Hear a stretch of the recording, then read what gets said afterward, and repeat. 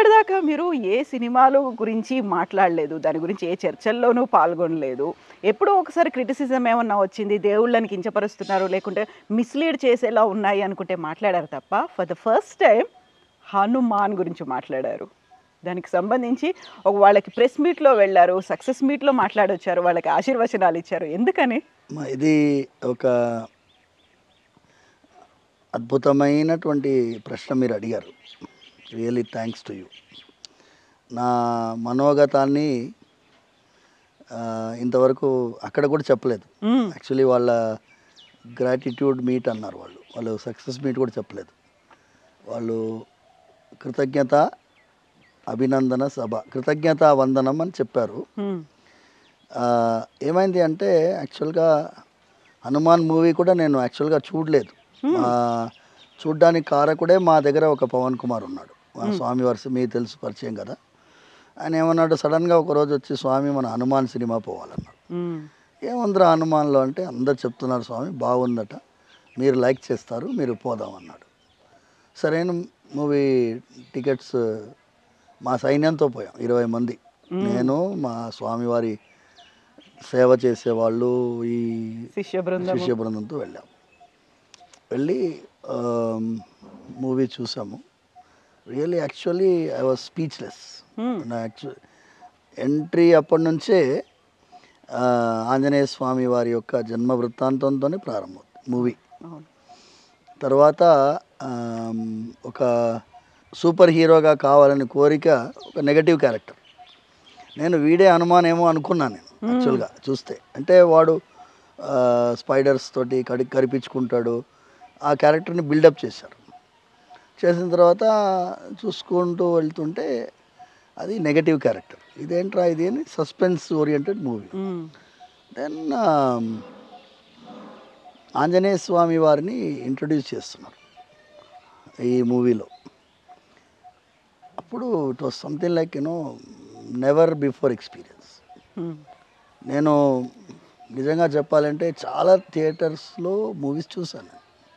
అప్పుడు నేను అప్పుడే ఇంజనీరింగ్ కంప్లీట్ అయ్యి ఉద్యోగంలో ఉన్నప్పుడు యంగేజ్లో చిరంజీవి ఫ్యాన్ నేను. ఓకే. అప్పుడు జగదేక వీరుడు అతిలోక సుందరి మూవీ వచ్చింది.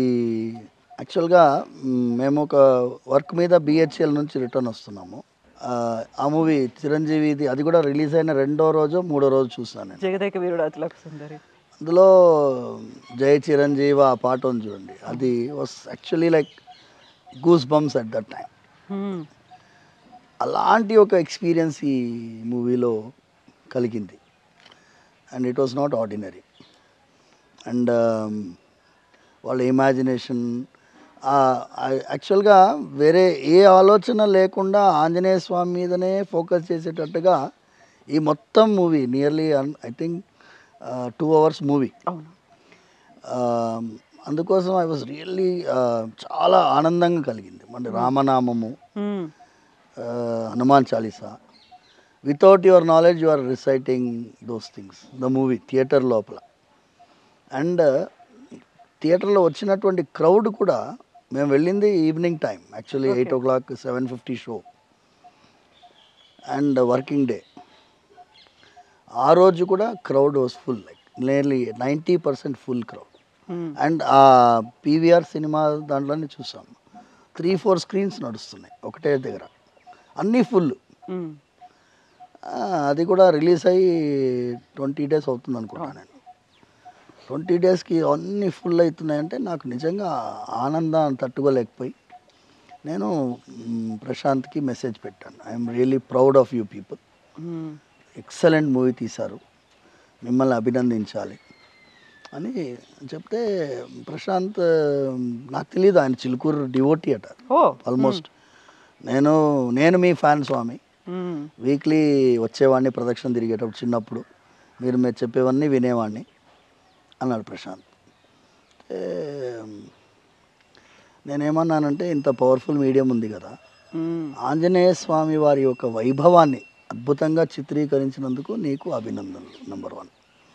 నెంబర్ 2, అందులో కొన్ని పాత్రలు అద్భుతమైనటువంటి ఆలోచన. అందులో విభీషణుడు అనేటటువంటి పాత్రని సృష్టించి అందులో పెట్టి, ఆంజనేయ స్వామి విభీషణుడికి జరిగిన సంభాషణలాగా ఒక నిర్వేదంగా ఉండేటటువంటి ఆ పిల్లవాడితో అక్క చనిపోయిన తర్వాత వాడు నిర్వేదంతో కూర్చుని ఉన్నాడు. అవును, ఒంటరి అయిపోయాడు. ఒంటరి అయిపోయాను, ఇక నాకెందుకు ఈ జీవితం, నేను ఏంటి లాభం, నేను ఎందుకు ఈ యుద్ధం చేయాలి, ఎవరి కోసం చేయాలి, నేను జీవించేదే అక్క కోసం అన్నటువంటి బాధతో ఉన్నప్పుడు నేను వచ్చి ఒక ఒక రక్తపు బొట్టు పడకుండా ఏమీ యుద్ధం జరగదు అని ఎక్స్ప్లెయిన్ చేస్తున్నాడు. విభీషణుడి యొక్క అంటే ఒక దాన్ని మనము కౌన్సిలింగ్ అవును, అది లేపుతున్నాడు వాడిని. ఆ సన్నివేశము నిజంగా నాకు ఎందుకు ఫోన్ చేశానంటే ప్రశాంత్కి, నాయన ఇంత పవర్ఫుల్ మీడియం ఉంది కదా, ఆంజనేయ స్వామి తనకు కూడా సూసైడ్ చేసుకోవాలని కోరిక కలిగింది తెలుసా నీకు అని అడిగాను. అవునా, తెలియదు స్వామి అన్నాడు.